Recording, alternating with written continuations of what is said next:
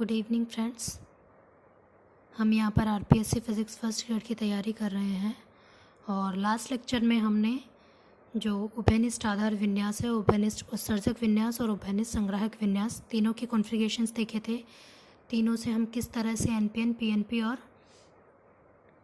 और पीएनपी के लिए किस तरह से इनके डायग्राम या कॉन्फ़िगरेशंस बनाते हैं वो हमने देख लिए थे। और आज इस लेक्चर में हम इनके कैरेक्टरिस्टिक्स देखेंगे, मतलब जो इनके अभिलाक्षणिक वक्र है वो देखेंगे हम। और सबसे पहले मैं कहना चाहूँगी कि स्टूडेंट्स के कमेंट आते हैं कि हमें हेल्प कीजिए, तो मैं देखिए जितना अच्छा फीडबैक आपका रहेगा मैं उतनी ही मोटिवेट रहूँगी और उतने ही अच्छे तरीके से आपके लिए वो वीडियो प्रोवाइड कराऊँगी। तो अगर आप लोग ज़्यादा से ज़्यादा शेयर करते हो, लाइक करते हो, सब्सक्राइब करते हो तो मुझे भी उससे थोड़ा होप मिलता है, मोटिवेशन मिलता है। तो प्लीज़ मेरे वीडियो पसंद आए तो लाइक एंड सब्सक्राइब कीजिए। और जहाँ तक आपकी हेल्प की बात है तो इसीलिए मैं ये सब कर रही हूँ। और अभी हमारा इलेक्ट्रॉनिक्स चल रहा है। नेक्स्ट जो हमारा सब्जेक्ट रहेगा इसमें वो हमारा क्वांटम रहेगा। अगर बच्चों की नीड होती है, बच्चों को या उनके कमेंट्स में मुझे होते हैं कि हमें क्वांटम अभी से प्रोवाइड कराई जाए तो हम वो भी कर सकते हैं, बट आप एक बार फीडबैक दीजिए कैसा है क्या है, तो हम क्वांटम भी अभी साथ के साथ स्टार्ट कर सकते हैं। चलो आओ टॉपिक पर आते हैं। हमारा टॉपिक है कैरेक्टरिस्टिक्स ऑफ ट्रांजिस्टर। ठीक है, तो हमने ये चीज़ें कर ली थी। अब नेक्स्ट टॉपिक देखिए आप, कैरेक्टरिस्टिक्स ऑफ ट्रांजिस्टर। टॉपिक डालिए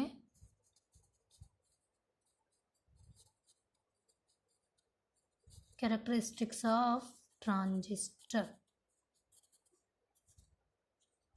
ट्रांजिस्टर के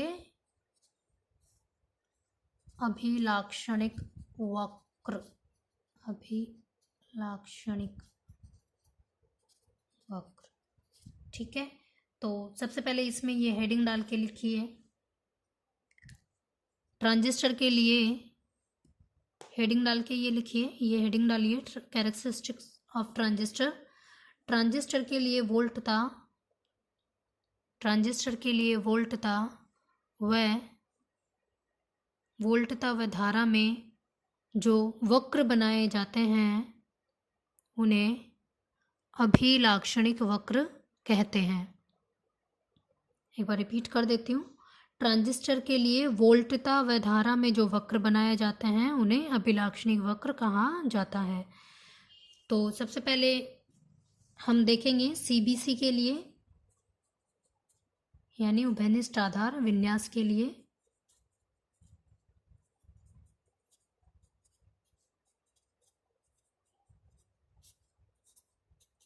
अब देखिए उभयनिष्ठ आधार विन्यास में आपको पता होना चाहिए कि निर्गत में क्या है और निवेश में क्या है।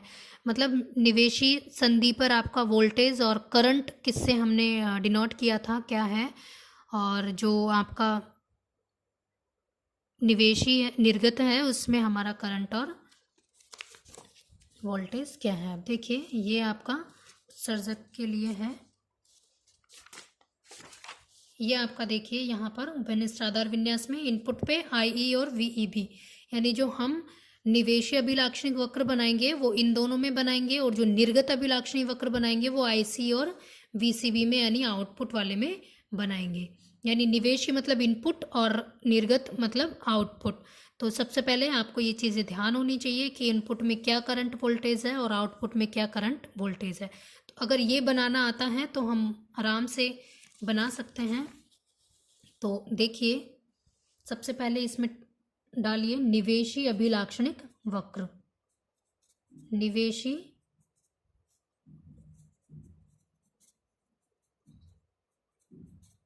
अभिलाक्षणिक वक्र,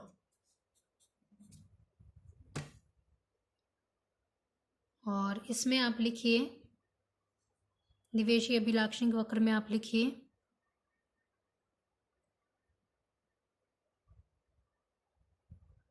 धारा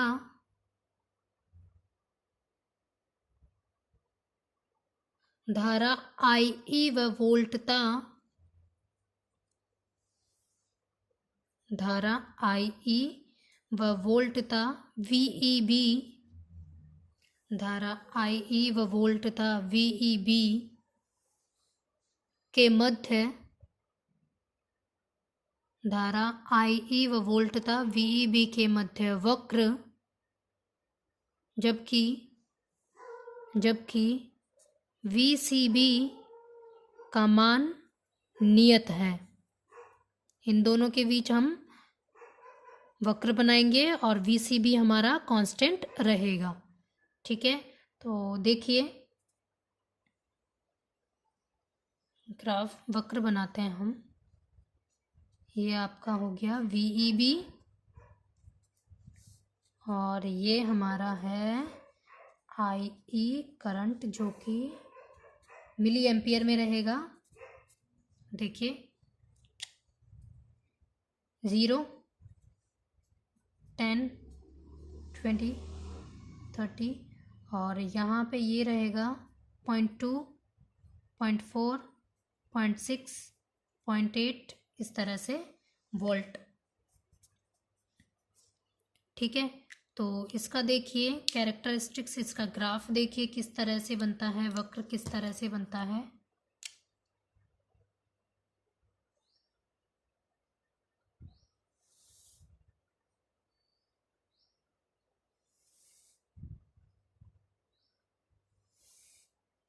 ये आपका है VCB 0, 4 वोल्ट, 8 वोल्ट, इस तरह से आपका ये बढ़ता हुआ जाएगा। अब देखिए आपको जो यहाँ पर जो वेरिएशन मिल रहा है वोल्टेज में वो सिर्फ यहाँ से यहाँ तक मिल रहा है, मतलब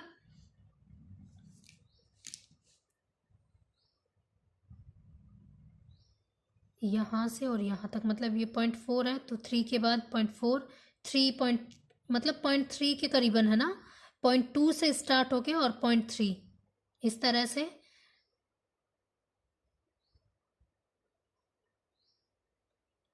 बस मैं ये कहना चाह रही हूँ कि जो ये यहाँ पे जो VEB में वेरिएशन है, मतलब कहाँ तक हमारा इंक्रीमेंट है वोल्टेज में, वो है आपका 0.3 से 0.2 से 0.3 या लगभग 0.4 तक।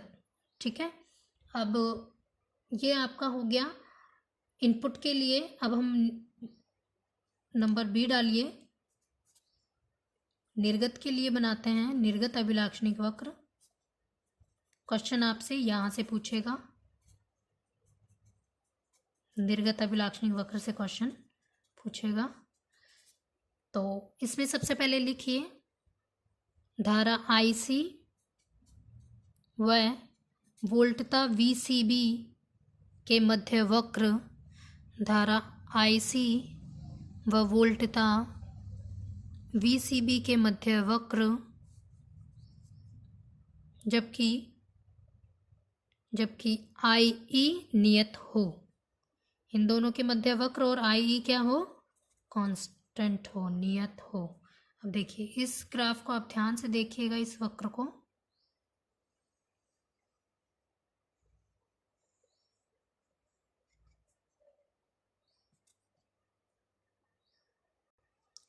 देखिए ये आपका निर्गत अभिलाक्षणिक वक्र है IC और VCB में, IC और VCB में, और यहाँ पे IE जो है वो है कांस्टेंट। अब इस ग्राफ को हम समझते हैं कि ये किस तरह से वर्क कर रहा है। ये देखिए यहाँ पर जो ये वाला रीजन है, ये जो रीजन है, ये जो मैं येलो कलर से डिनोट कर रही हूँ, ये जो रीजन है वो है आपका सैचुरेशन रीजन। कौन सा रीजन है, ये है सैचुरेशन रीजन, यानी सैचुरेशन रीजन यानी हिंदी में है संतृप्त क्षेत्र।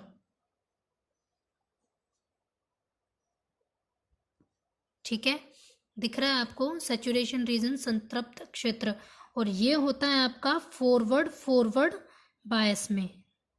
ठीक है, जब दोनों ही फॉरवर्ड में हो तब जाके आपका सैचुरेशन रीजन बनेगा और आपका ये जो रीज़न है, ये वाला रीज़न जो है, मैं यहाँ भी येलो से ही, यहाँ देखिए, ये जो रीज़न है, ये वाला जो रीज़न है,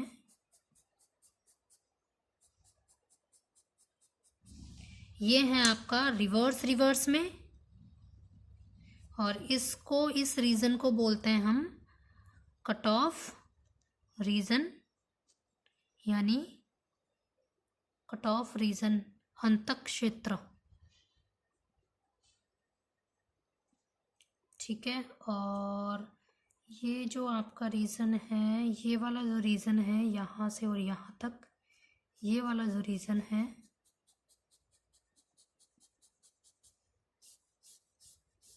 ये रीजन है आपका एक्टिव रीजन, यानी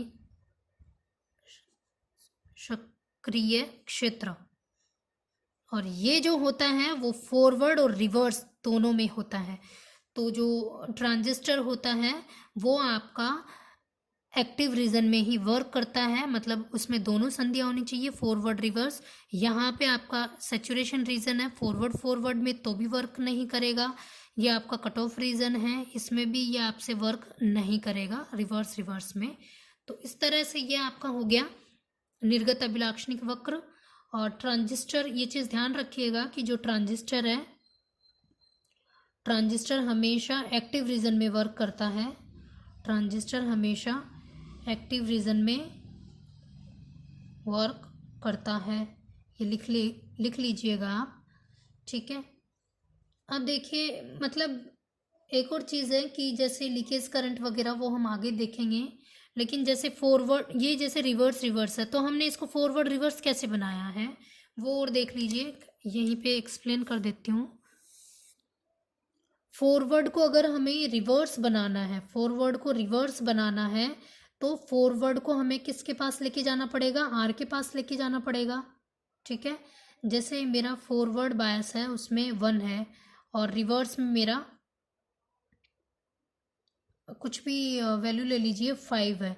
ठीक है, तो इस वाले को, फॉरवर्ड को रिवर्स में बनाने के लिए फॉरवर्ड को हम बढ़ा देंगे, ना कि रिवर्स को कम करेंगे। फॉरवर्ड को रिवर्स में बनाने के लिए रिवर्स फॉरवर्ड को हम बढ़ा के 5 तक कर देंगे, तो वो हमारा फॉरवर्ड रिवर्स में कन्वर्ट हो जाएगा। इस तरह से हम करते हैं, मतलब अगर फॉरवर्ड को रिवर्स बनाना है तो प्लस कर देते हैं।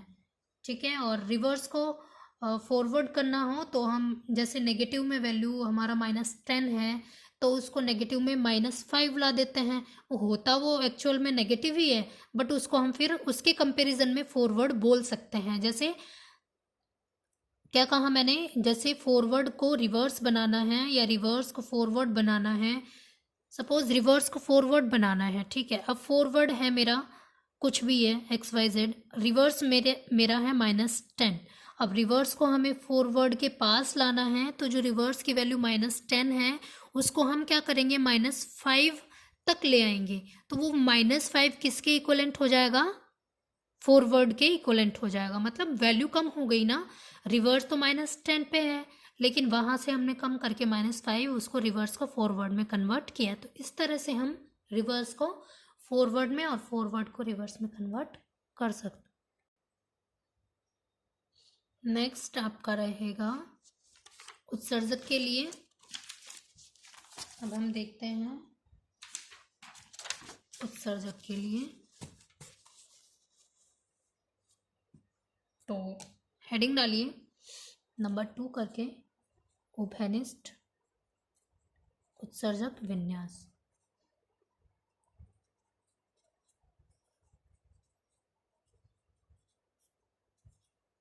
Common emitter configuration CEC। सबसे पहले इसमें ए डालिए, निवेशी अभिलाक्षणिक वक्र।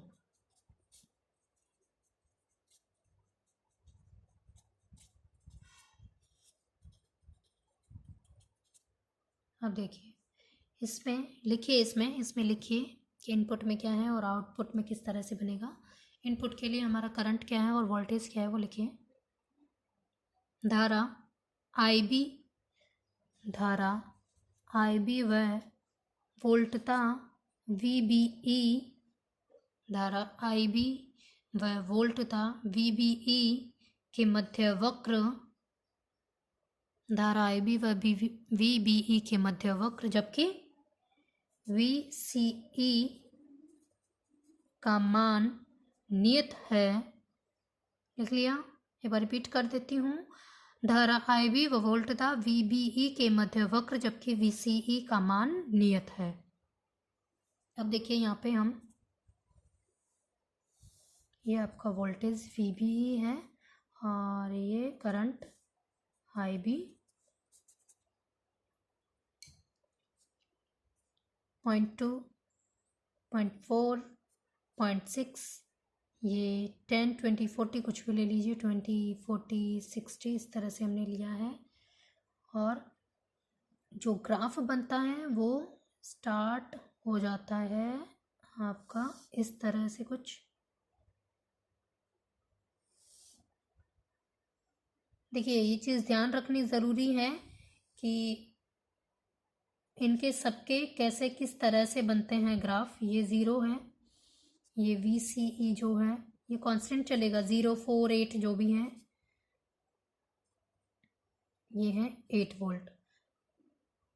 अब यहाँ से जो वोल्टेज में डिफरेंस आ रहा है वो आपका 0.3 या 0.2 तक लगभग है, 0 से 0.2, 0.3 इस तरह से VBE। ये आपका हो गया, इसको उतार लीजिए आप। और बी में है, वीडियो पॉज करके आप ग्राफ साथ के साथ बनाइएगा। बी है आपका निर्गत अभिलाक्षणिक वक्र।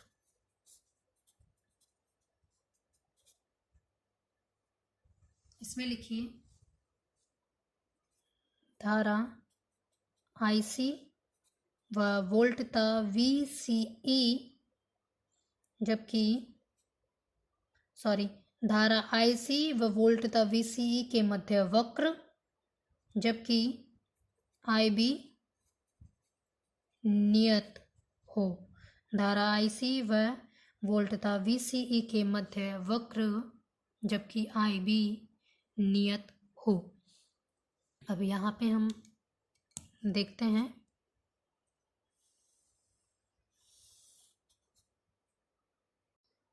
तो ये ग्राफ इस तरह से बनता है। अब यहाँ पर देखिए ये जो रीज़न है, मैं येलो कलर से जो डिनोट कर रही हूँ वो आपका है सैचुरेशन रीजन। ये रीजन है आपका सैचुरेशन रीजन।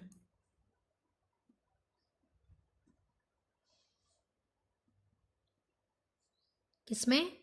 फॉरवर्ड में। ये जो रीजन है आपका, ये वाला,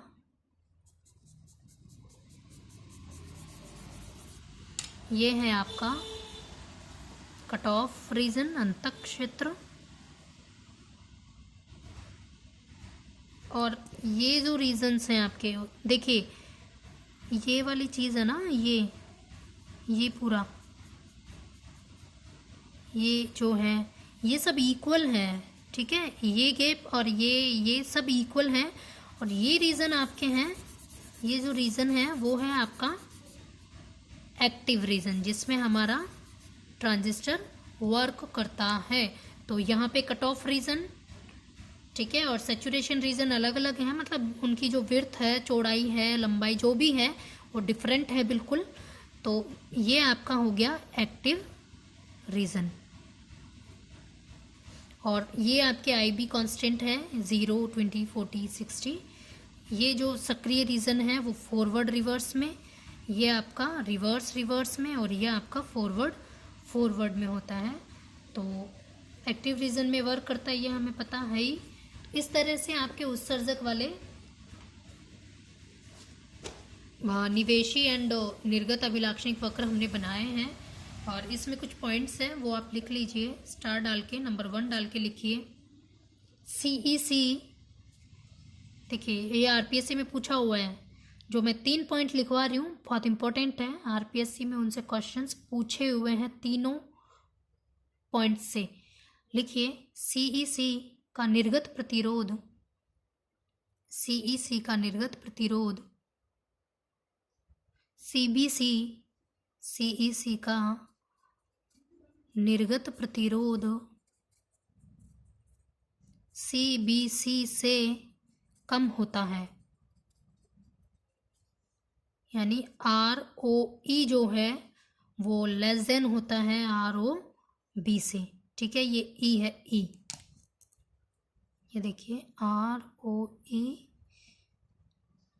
ठीक है, इस लाइन का यही अर्थ है कि सीईसी का निर्गत प्रतिरोध जो है सीबीसी से कम होता है।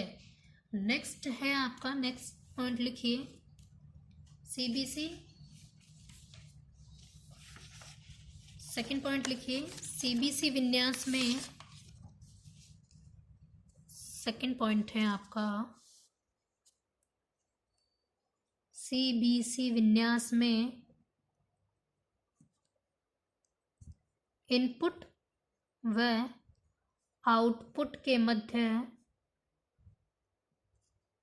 इनपुट व आउटपुट के मध्य 0 डिग्री का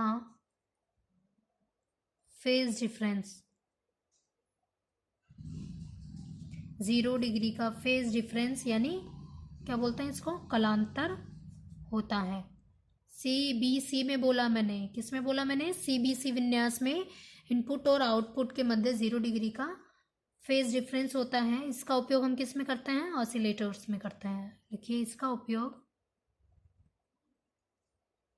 सॉरी, सीबीसी का ऑसिलेटर में नहीं करेंगे, इसका उपयोग ऑसिलेटर में नहीं करते हैं, ऑसिलेटर में करते हैं हम सीईसी का। ठीक है, तो ये सेकंड पॉइंट है आपका। थर्ड पॉइंट है आपका, ये पूछा हुआ है, थर्ड पॉइंट जो है वो पूछा हुआ है, लिखिए सीईसी विन्यास में इनपुट व आउटपुट के मध्य 180 डिग्री का कलांतर होता है। ये पूछा हुआ है, सीईसी में इनपुट आउटपुट के मध्य कितनी डिग्री का कलांतर होता है, यानी 180 डिग्री का कलांतर होता है, और इसका उपयोग ऑसिलेटर में होगा, इसका उपयोग ऑसिलेटर यानी दोलित्र में होगा। लास्ट पॉइंट है आपका, सीईसी विन्यास में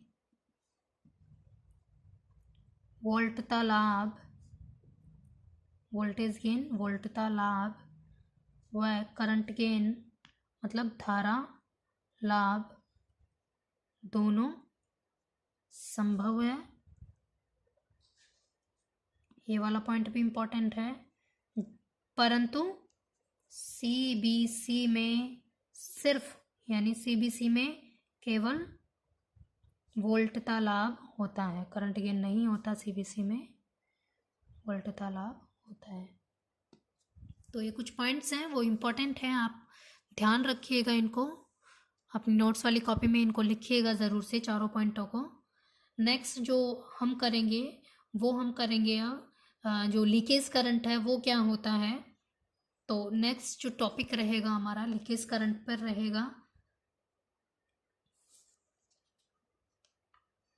इसके बाद जब लीकेज करंट पढ़ लेंगे हम, वहाँ से हम गामा अल्फ़ा बीटा ये सब देखेंगे। उसके बाद हम स्टार्ट करेंगे इससे रिलेटेड जो हमारे क्वेश्चंस हैं जो हमारे एग्ज़ाम्स में बन सकते हैं, वो हम इससे रिलेटेड क्वेश्चंस करेंगे, उनमें आपको प्रैक्टिस करनी है। फिर हम ट्रांजिस्टर क्षेत्र की पहचान वाला टॉपिक करेंगे, मतलब कि जैसे आपको एक डायग्राम दे देगा ट्रांजिस्टर का बना के, और फिर वहाँ पे हमें केवीएल वगैरह लगा के और आईबी यानी सैचुरेशन रीजन निकालना है, करंट निकालना है, ये सब देखेंगे हम। तो वो तो नेक्स्ट रहेगा हमारा।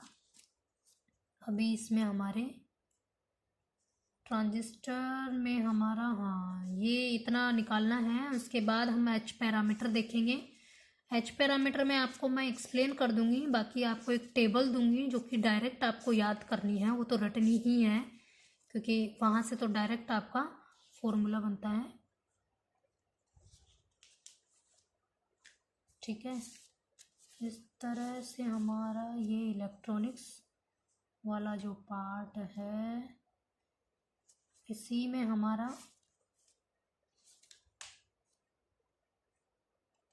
ट्रांजिस्टर के बाद हमारा ऑसिलेटर आएगा, ऑसिलेटर के बाद हमारा एफईटी आएगा, देन हमारा ये ख़त्म हो जाएगा। तो आज के लिए तो इतना ही। नेक्स्ट लेक्चर में हम इससे रिलेटेड क्वेश्चंस वगैरह करेंगे। वीडियो पसंद आया हो तो लाइक एंड शेयर कीजिएगा। Thank you.